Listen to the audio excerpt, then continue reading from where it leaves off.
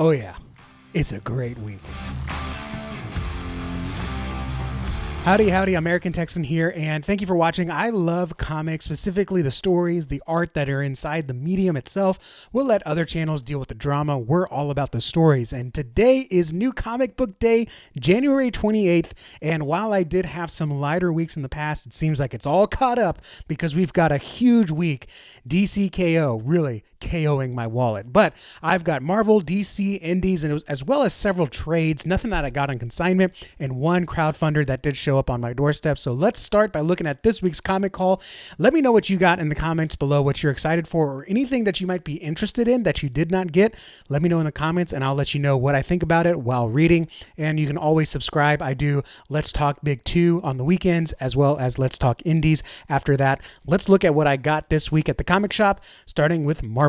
Now, Marvel is usually pretty light for me lately, but every once in a while, all the good books come out on the same week. And so we've got a new Iron Man. I am absolutely loving everything that Joshua Williamson is doing at DC. And to see him come and take a Marvel book, take a crack at Iron Man is fantastic. Now, I've been very cool on Iron Man. I did not like the last issue, and I actually sold a lot of my Iron Man comics because I just didn't feel like collecting them. But with this new #1, I'm excited to jump into it. I hope it's good. In Williamson, I trust, and it's the #1. I love getting the foil variant for the #1. Let me know if that's you, but we got the foil there of Iron Man #1.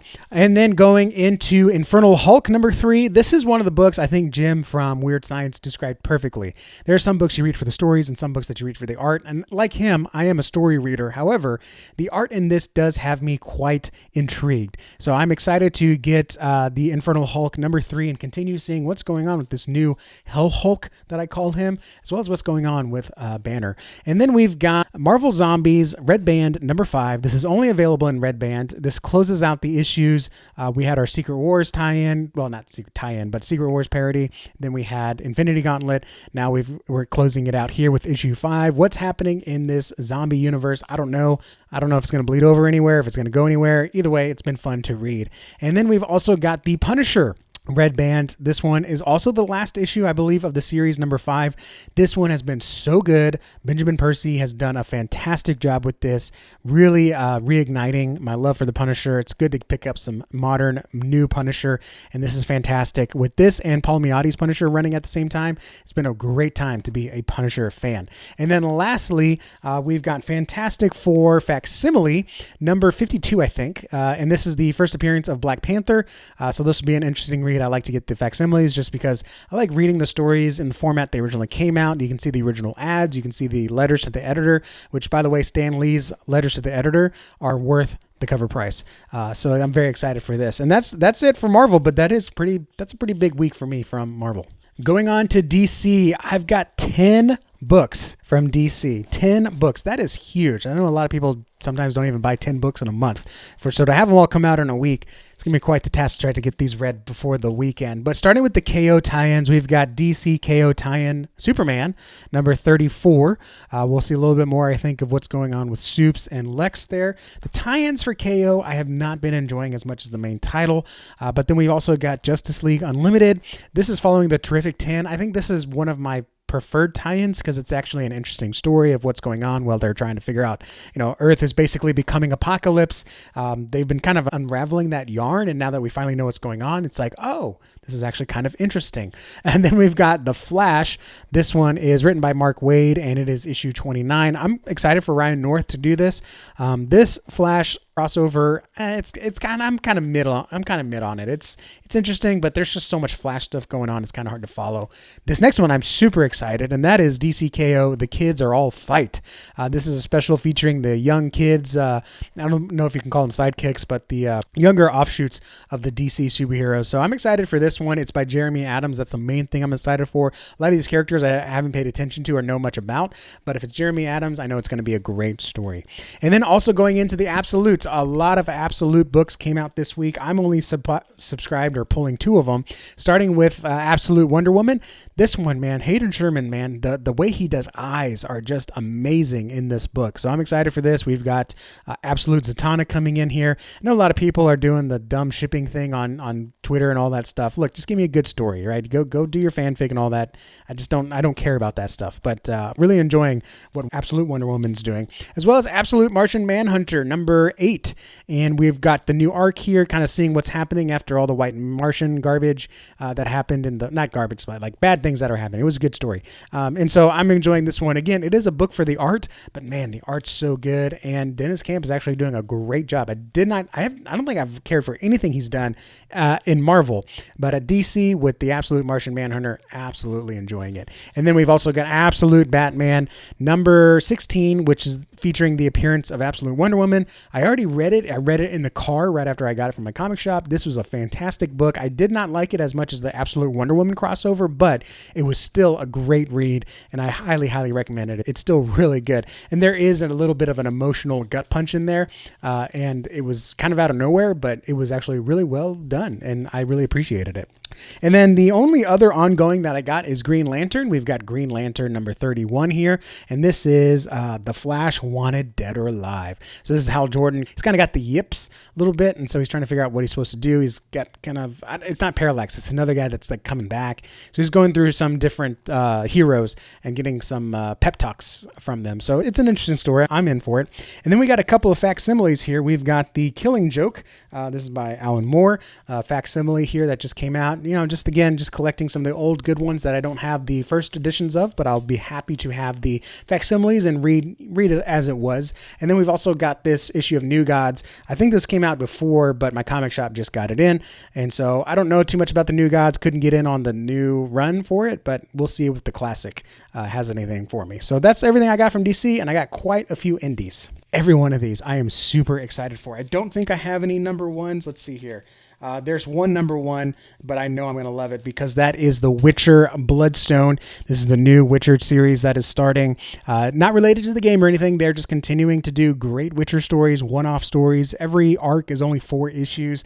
These are so much fun to read. Highly recommend them. If you love the Witcher game, you're going to love these. Most of these you can just jump in because they're self-contained stories, short stories just like the original Witcher, and it's a lot of fun to read. I highly, highly recommend it if you are a Witcher fan, whether from the books or from the video game. Then we've also got G.I. Joe number 18. G.I. Joe's been so much fun. I think we're moving back to monthly by Joshua Williamson, same guy that did the Iron Man book that I showed earlier.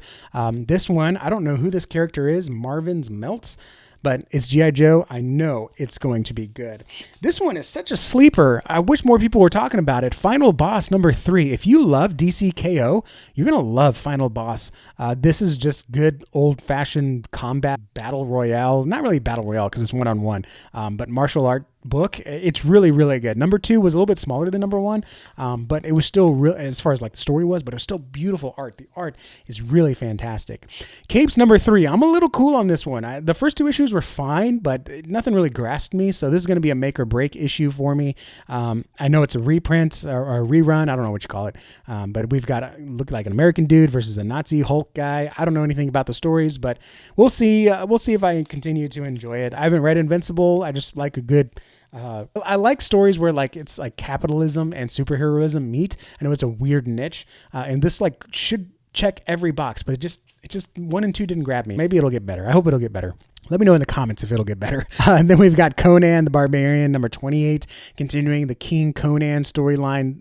Every issue has been awesome. I know I'm going to enjoy that one. And then we've got Ferocious number 3, another one I wish more people were talking about. I really, really like this one.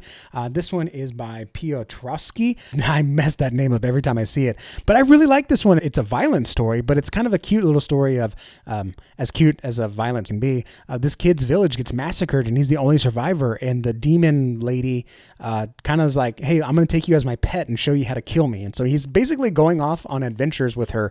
So it's this kid who wants to avenge his family, and he's learning how to kill the demon by squiring or shadowing the demon that killed his village. It's a very unique story. I'm really, really enjoying that one. And then we've got Dick Tracy, number 15. I think this is the last issue of the series. I've really enjoyed it. It's going to be a hard goodbye for this one, but Alex Segura is normally a writer that I don't care for, but he has absolutely, I'm assuming it's a guy, he has absolutely nailed Dick Tracy. Wonderful story. Really loving everything Dick Tracy. If you see the volumes, if you see the trades, absolutely get them because they are all awesome. And then we've got Youngblood number 3. I'm a little lost on it, but the art is really good and the action scenes are really cool. So I'm still getting all the reprints of these, but they are really good. It's just something that I'm like, I'm just going to turn my brain off and just enjoy it. Another one that I will maybe not turn my brain off as much, but I'm really enjoying is Wrestle Heist by Kyle Starks. I'm super hot on Kyle Starks, and this one's a lot of fun. It is a little cartoony on the illustration, which I know is a turnoff to some people, but if you're a fan of wrestling, this is a great one to watch. There's a lot of little jokes in there that you'll get if you watched 80s, 90s, and early aughts wrestling. And then finally, a big book here, another KO wallet breaker, is Skinbreaker Treasury Edition. This is absolutely gorgeous. I love that these come out like clockwork every month. Big old format, newspaper print. I love the feeling of it. This is one of the best indie books you can get right now, specifically the Treasury Edition. I mean, the regular edition is going to be great, but just seeing that big art, holding it in hand, there's nothing compared to that one. So that's the main floppies that came out this week. However, I got several trades to show you that I'm very excited for. Several trades here that I got. I only try to get one a week. These two here, this is the new Justice League, the New 52 Justice League by Geoff Johns. Book 3 is coming out next month, and I wasn't buying comics when these two came out, so my shop was able to order the first 2 books. So this is book 1 and 2 of Geoff Johns' Justice League New 52. Quite a little bit of a hefty price there to buy them all at once, but I wanted to be ready for book 3 because it looks like they're coming out with one a year. So I was actually really surprised that my comic shop was able to get these, but I'm excited for these Justice League by Geoff Johns because I hear really good things about them. All right, this one's not a trade, but I had to get it. So Marvel puts out these Marvel preview magazines where you can see what's going to be solicited for 3 months down the road. So this is for April of this year, which you can see is when Spider-Man and Superman is going to be coming out. But there is a misprint here. Look at that. I don't know if you can see it. At the top, it says Marvel. It says February. So it comes out in February for April 2025 shipping product. So it's a misprint because it actually should say April 2026 because that's what this book is for. That's when Spider-Man and Superman come out. So even though I normally don't get these anymore, they're free. It's not going to be worth anything. I think it's just fun to have a misprint like that for the collection. And then I got 2 more trades here. I got the new Criminal reprint here. This is volume 11, Cruel Summer. These are such a fun read, great noir stories. If you're kind of like me though, I don't like stories where the main characters are just constant screw ups and just really not good people. But the way Brubaker and Phillips write this and illustrate it and get the whole story across, it's actually really enjoyable. So that does get past me on that one. But man, these are so much fun to read. And then I also got an uncharacteristic hardcover. This is the new hardcover print of Batman Adventures Mad Love by Paul Dini. Really enjoy Paul Dini's stuff here. When I ordered it, I didn't realize it was hardcover. I didn't realize they already had several softcover trades. In fact, my comic shop still had several softcover trades. But I did pre-order this, so I went ahead and got it. Usually I don't do hardcovers, but again, hey, I got one now. And finally, I got one book in the mail, and that is Kill Stan number 2. I believe this is number 2. This is a great little indie book here. I won't go too much into it because I haven't read the first one, so I'm still kind of just going off of the crowdfund. But it's got really cool art inside, and it's got some pretty good action scenes from what I could see from the preview. So I still need to read the first one, but as soon as I do, I'll read this one. Actually, I think this is number 3. I think this is number 3. So I got 2 to read, and I'll try to get those done this weekend because, I'm already reading 30 comics. I might as well read 3 more. But this is Kill Stan number 3 by Casillas that came in the mail. I'm excited to check that one out. So there you have it. I got a lot to read and a lot to enjoy. Thank you guys for watching and sharing this with me. Let me know what you got. If there's anything that I should maybe check out next time I'm in the shop. As you can tell, I am not afraid to try some new things, try some different things, try some things that may not be normally down my aisle, but I will try it if it's recommended to me. We're running a subscriber giveaway for the first 100. So comment down below after you watch the video. First 100, the word first and then the number 100, and then once we get to 100 I will put out a little gift package for a lucky winner. And right now it includes an indie book, and I think I have an extra copy of Youngblood number 2. I'll go ahead and throw that in there. Every week I'll throw in a new book until we get to 100 subscribers. Thank you guys again for watching. Like this video if you like this video, and I'll see y'all in the next one. Adios.